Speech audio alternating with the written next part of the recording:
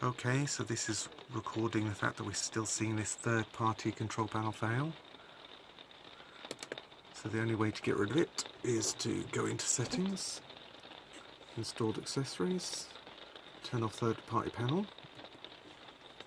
and come back, and come back, and then go back there. So that gets rid of it. But now the Sargent control panel isn't controlling the heating. And if I turn it back on again,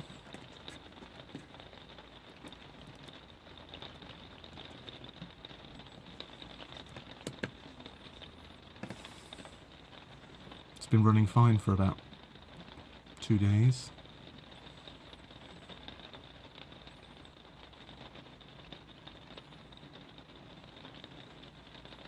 Oh well.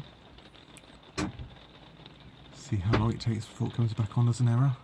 At the moment the time is 16:05.